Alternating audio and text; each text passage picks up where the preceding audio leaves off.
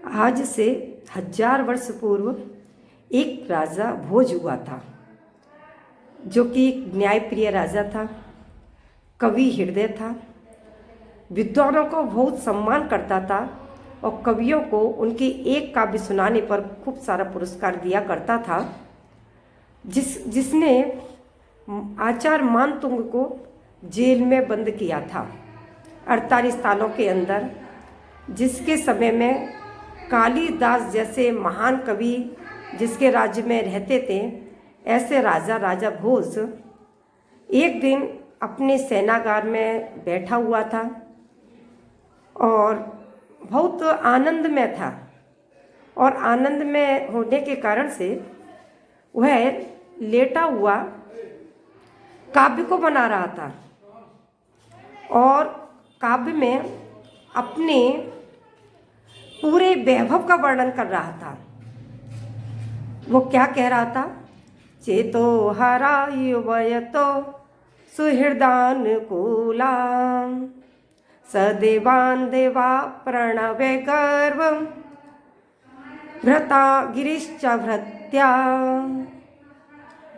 गर्जन्ते दंत वहवा चपिला तुरंगा। ये 3 पद को वह बार बार दोहरा रहा था, बार बार वर्णन कर रहा था, लेकिन अब चौथा पद उसको बन नहीं रहा था। उसके बार बार सोच रहा क्या लिखूं, इसके आगे क्या लिखूं, क्या जोड़ूं। वह उसी समय एक जो चोर था वह राजा के महल में चोरी करने के लिए आया था और वह राजा जब अपने सेनागार में पहुंच गया तो डर के मारे वह चोर उस राजा के पलंग के नीचे ही छिप गया। उसने जब राजा के द्वारा ये 3 पद को सुना और वह बार बार उसको दोहरा रहा है और चौथा पद नहीं बना पा रहा है, तो वह चोर ने उस नीचे से ही बोलता है, सन्मीलते नयनो नाहि किंचिदस्ति।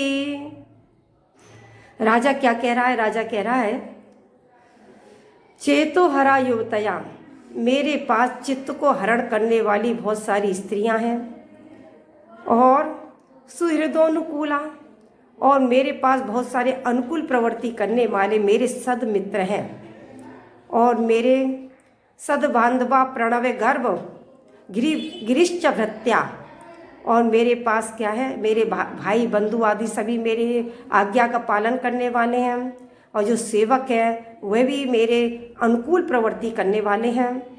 बहुत सारे मेरे मतलब हाथी है मेरे पास और बहुत सारे मेरे पास क्या है, मतलब घोड़े भी आदि मेरे पास बहुत सारे हैं। अब इतना तो वर्णन उसने राजा भोज ने कर दिया, लेकिन अंतिम पद का ने जब वर्णन नहीं कर पा रहा था तो वह चोर क्या कहता है, सन मिलित नैनो नहीं किंच दस्ती, कि हे राजन, तू जिसका तू वैभव का वर्णन कर रहा है वह वैभव तेरे पास कब तक है? जब तक तेरे आँख खुली हुई है, लेकिन जिस दिन ये तेरी आँख बंद हो जाएगी तो तेरे पास कुछ भी नहीं रहेगा।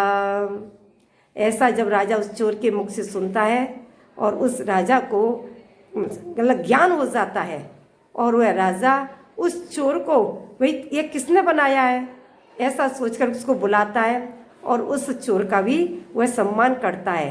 कहने का तात्पर्य, जितना भी आज हम वैभव अपने पास देख रहे हैं ना, ये सब कुछ वैभव कब तक है हमारे साथ? जब तक हमारी आंखें खुली हुई हैं, और जिस दिन हमारी आंखें बंद हो जाएंगी, संसार में हमारे पास कुछ भी नहीं रहेगा।